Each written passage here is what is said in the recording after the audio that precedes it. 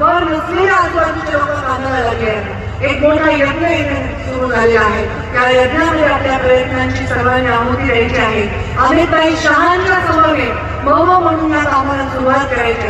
3 इंजिनचं आपलं सरकार आहे. 1 इंजिन असेल तर 2 ट्रेन धावत असेल, 2 असेल तर आणखी 2 धावेल, 3 आहे तर आणखी 2 धावायला पाहिजे. त्यामुळे महाराष्ट्राकडून अमितभाईंना कमीत कमी त्रास झाला पाहिजे असं काम सर्वांनी केलं पाहिजे.